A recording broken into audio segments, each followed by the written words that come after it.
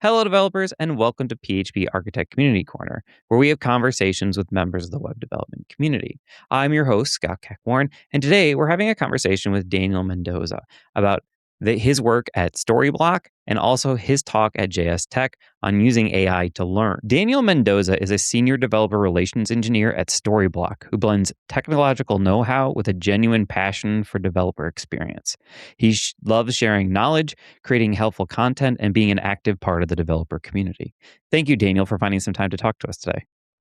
Yeah, thank you for inviting me. I'm excited. Yeah, absolutely. So can we kind of start out and talk about what Storyblok is? Because I started looking through your website and I have like a general idea, but it'd be nice for other people to kind of understand as well. Yeah, sure. So Storyblok is a headless CMS, and if people aren't aware of what exactly that is, it just is a content management system that is decoupled from your front end project, right? Meaning that it handles all of the content layer, and then you consume that content via API. And we have a whole bunch of new features that are pretty innovative and awesome. I feel like, right? Flow motion is one of the newest things that we've released, which is um, automation, right? It's built on top of N8N, so you can completely do like low code automated workflows. And we've been doing a lot of cool stuff with that. We also just recently released an MCP, so you can go ahead and connect it to an agent and prompt to your heart's desire and do whatever you want with Storyblok. But yeah, I think we're really big on like DX and providing a good experience to the developers as well as marketers, right? So Yeah, and so your primary your primary consumer or customer, I guess, is developers, right? So you're looking for developers to kind of like take this solution and use it for whatever they're doing their projects with. Is that a correct assumption on my part? yeah, I guess it's both. It's very like marketing forward, right? Because this is empowering them to create the content and make those updates, make reusable formats for like campaigns and things like that, right? But we really try to like balance the. I feel like a lot of CMSs kind of pick and choose which one, right? Like it's more developer focused or more marketing focused, and I feel like Storyblok does a good job and tries really hard to kind of do like a balance for both. But essentially, yes, especially what I talk about is always going to be more developer focused. But yes, we are very, very like focused on the DX, and that is going to ultimately be the right developers are also ultimately going to be the ones building this project for marketers to use. Okay. And then, so I just want to kind of touch back on like the headless CMS piece of this, because like that's like a term that I don't know when that came, I guess, but like it's a newer term, right? It's not something that like has been here forever in our industry. And so like, what is the benefit of having a headless CMS versus something like WordPress? Because like for me, I'm a terrible like I just want it to work, right? I don't want to have to spend a bunch of time like consuming an API essentially. So what is like the huge benefit to using a headless CMS as opposed to just like an integrated solution? Yeah, sure. So there's different benefits, right, depending on what your focus is, but there are a lot of different benefits. Like the first one is you just have complete control over your stack. So you consume that API, you get to do whatever you want for your front end. And then you also get to control your third-party services, right? Like what e-commerce platform are you going to use? What personalization platform are you going to use, and so on and so forth, right? You get to kind of pick and choose what fits your needs. Whereas, right, Storyblok is really only that content layer for you.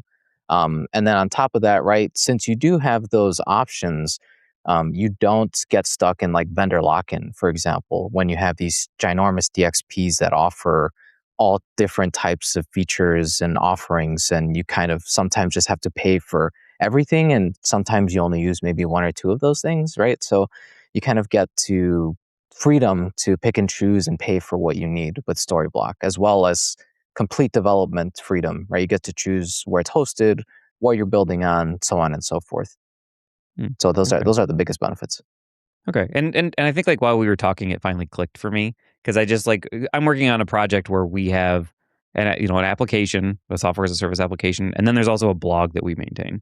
And like if I had used Storyblocks, right, then I could have like just consumed the API and just spit it out from the application, as opposed to me creating a whole other thing for Yep. the blog essentially. Ugh, Yeah, okay. exactly. Yeah. Yeah. And what's cool too is we actually have like I said, we're pretty big on developer experience. So we have multiple SDKs for like different frameworks, right? We have React, Vue, Nuxt, Astro, a regular JS client, a PHP client. We have a few more that are coming up. I don't know how much I can reveal as of yet, so I'm not going to say anything. But we kind of try to streamline the process, right? Where you kind of just go in, use one of our frameworks, and we take care of a lot of the right nuances of actually connecting to Storyblok from your framework of choice, and you just create some client that we provide with that package, and you could just consume that content and render it as you please. So it's basically just output it as JSON. And a lot of the offerings within our SDKs also just kind of let you specify or map your component IDs from the actual CMS itself to like your component names within your front end project, and it'll just render them based on that map. So just like really, we try to make it like as easy as possible for you to kind of get up and running. Okay. And then do you guys have like a boilerplate, like we could just go like, I just need something fast to get going? You have those kind of Yeah. situations too? Yeah, so we have blueprints, and that's basically what that is, right? So we have like a bare bones one that's just kind of like some really minimal examples of blocks or components. So things like a grid, right? A feature component, a page. And then we have some other ones that are like a business template, which has some more complicated components like tabs and things of that nature. And I know that there's a few more that are going to be coming soon. I just don't know when. Because I'm a terrible designer. Like that's not my Yeah. forte.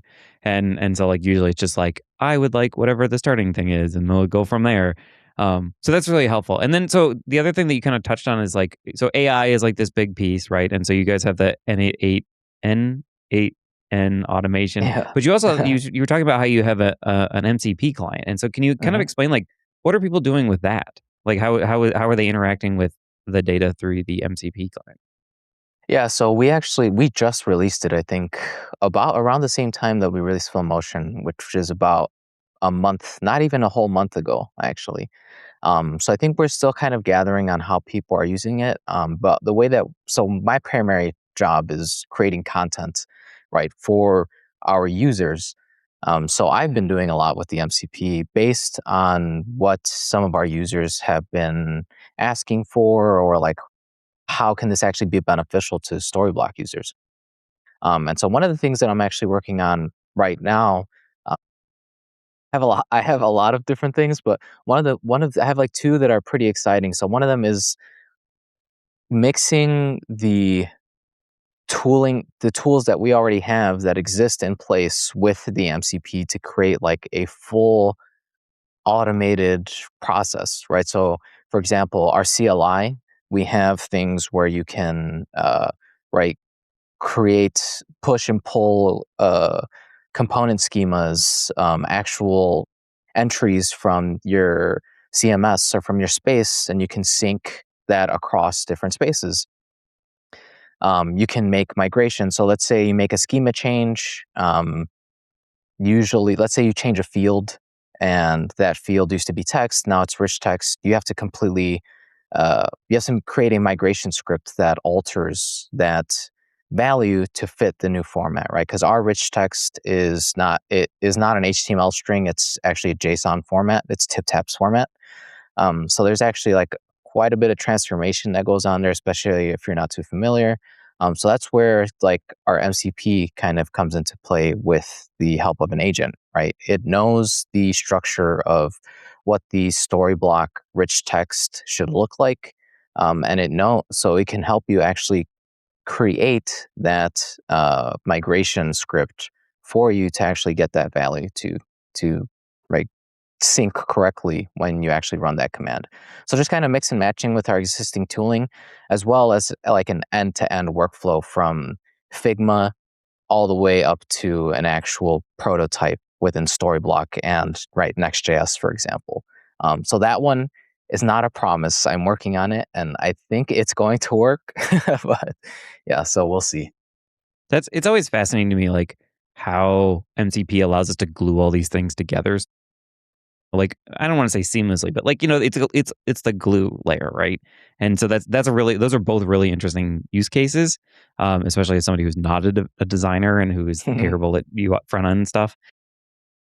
Well, I think I have to subscribe to the blog because that all sounds like it's really fascinating stuff to hear about. Yeah. This working with the MCP is really interesting. I think also because as a developer, you can't remember everything. But we work with so many different things, so we're constantly like revisiting Mhm. documentation. It's like, oh, like what was that endpoint, or like what were the parameters that it took, or like what was the actual format of the parameters that were accepted, and so on and so Mhm. forth. And something like an MCP completely gets rid of that like nuance, right? You can just prompt it, tell it what you want to do, give it the value, and it handles the rest. So it's just like really nice. You kind of get rid of that extra step where you have to kind of remember or look things up. Yeah, absolutely. Back after this word from our partners. Every app builds up technical debt over time. It's the unfortunate price that we pay for shipping new features and moving fast. When we build up too much of it, though, it can start to impact how we work. Team velocity suffers, bugs become more frequent and take longer to fix, and everyone starts to get a little bit frustrated. The key to managing debt is to measure it. A credit score can help you understand how well you're managing your debt. And now there's a credit score for technical debt. Go to phpscore.com to get a free technical debt score and monitoring for all of your PHP applications today. Head over to phpscore.com and get control over your technical debt.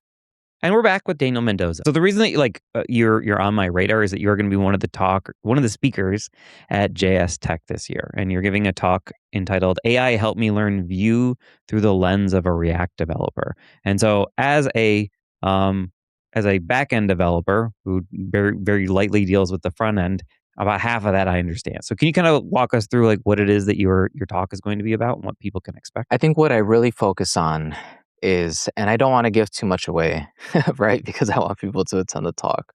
Um, but essentially, there has been, right, so much, the AI has completely changed, like, the job market or the job for developers in general, right?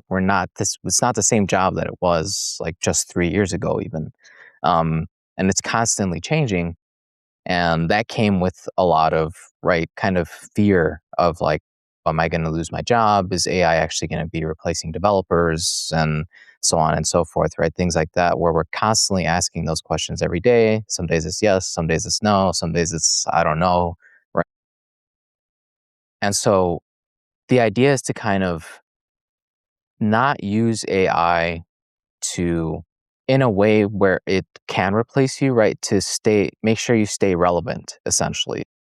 A lot of issues came from vibe coding, right? Or just kind of, I guess, yeah, it's still called vibe coding.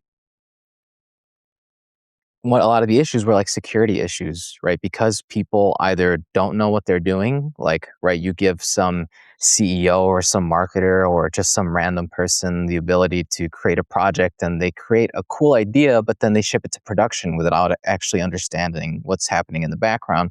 And that's how you come up with all these security vulnerabilities and stuff, right? Like, for example, we would have, when this was like a huge shift and there was all these vibe coded apps, there were these huge companies acquiring these vibe coded apps, and then all of a sudden there would be like huge security issues, right? Like there would be leaks or like information leaked or hacked and all that kind of stuff, right?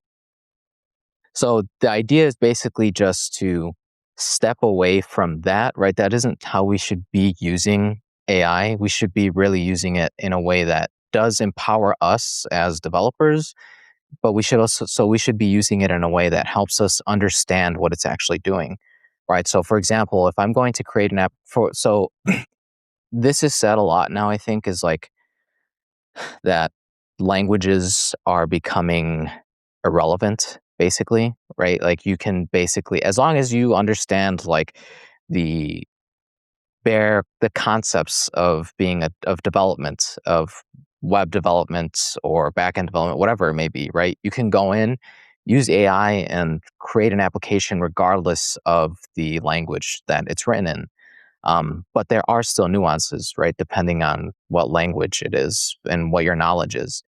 So what I preach through this talk is kind of how can I actually, well, first off, you should understand what the agent, right, is actually producing. So you should understand the language. You should understand, right, the actual like concepts and patterns that it's making, and you should pay attention to those things, right? Versus like one of the biggest things is it creates a lot of technical debt, right? It's not going to reuse functions and stuff unless you tell it to, unless you notice these patterns. So really paying attention to what it's producing, and just taking the time to actually understand what, right, language or what this can apply to anything, right? So it can be React to Vue, it can be front end to back end, it can be, right, whatever concepts that you want to transition into. But the idea is to just first use AI to understand that concept before just stepping into it blindly, and what that process is. So this process was something that I did a lot of research in, right, based on some. So there was actually this University of Sydney. There was like a group of PhD students who did their whole thesis on the best way to use AI to learn, right, for them to actually like pass their for like students to pass their exams and to like learn these concepts that they're going through. Um, and so I kind of used that as my base, and then a lot of other articles, and also like personal, right, preference, and just things that I've gone through, and kind of just tweaked it to my liking. And I've created kind of like a flow that works for me, that I think would work for a lot of other people, especially developers, because I feel like a lot of us think alike and learn very similarly. So basically, right, just going through that workflow on how to learn with the goal and the kind of um, message that we should be using AI to, right, kind of understand what AI is actually doing. You don't have to, the days of like going back and just like reading documentation, or going to Stack Overflow and stuff is kind of over. Right now we kind of have this tool, but we should be using it responsibly. Like we shouldn't just be vibe coding, especially not as developers. Like we actually know what's going on. We should take ownership and pride in what we do still. Yeah. And I find like, so just like, I mean, even in the last year, right, things have changed dramatically in our industry for this. And because I always find it like, I find like vibe coding to be like, that's what my boss might do. But like we're doing as developers, like AI assisted development. That's like how I like try to like, bridge that gap. But the thing I love is like I can give, like my AI assistant, like, I want to do this thing, and then it just builds a bunch of code, and then it doesn't get like annoyed that I keep coming back and saying like, why are we doing it this way? Why are we doing it this way? Why is this? Like, so because I want to make sure that I understand what it's doing, because like my name is going to be on that, like when it goes into production, and if I'm the one to blame, then I'm the one to blame, not them. And Exactly. so like, but that's always like the interesting thing to me too, is like I used to learn like new libraries using test-driven development. Like I'm a big practitioner of test-driven development. And so I'd like go, okay, well, I have this library. Let me just write some tests to try to figure out how this thing works, not even worry about like integrating it into my system. And I do the same kind of thing now where it's like, okay, well, I'd like to do this thing. Can we like work through that? So that's really a really interesting like concept, I guess, from my perspective. So and so your kind of example is like React and Vue, and so like that's obviously like a front end technology. So but I think like it sounds like this could be applicable to like anyone, regardless of if you're a PHP developer or you're a JavaScript developer, because like the language is less involved. Exactly. So the talk that I give, the example that I go through in the workflow that I've created is learning Vue as a React developer, right? So that's the example that's the basically what I did for this presentation, and it's the example that I walk through the audience through. But ultimately, right, this workflow can be used across the any concepts that you want to learn, right? It doesn't necessarily have to be a front end framework or a language in general, right? It can be anything pretty much, right? Right. So Finance, right? If I want to know more about finance, I can figure that out. yeah. Yeah. Awesome. So unfortunately, I have to kind of draw this to a close for today. It was really nice meeting you. Is there anything that you'd like to direct our listeners to before I let you go for today? Yeah, a few things. So one, Storyblok, try out our MCP, right? We had an interesting talk on that, and I really think people enjoy just using it. It's fun to just be able to tell an agent what to do, and it kind of spins up actual content and then like a corresponding front end and stuff. So it's pretty cool, right? Just mess around with it. And two, yeah, follow me on LinkedIn and go ahead and follow me on my blog. I've been lacking a little bit lately, but I promise I will be posting some more blogs soon. And I will Yeah. put links for all that stuff in the description. So thank you so much for finding some time to talk to us today. Yeah, thank you so much. Thank you. I have to say another heartfelt thank you to Daniel for all of his time and also for you for listening today. If you're not already a subscriber, make sure you subscribe with whatever your preferred method is. We have this podcast available within an audio version on the PHP Architect website, as well as a video version on our YouTube channel. And while you're there, please make sure that you leave us a review or a comment. It does help boost our episodes.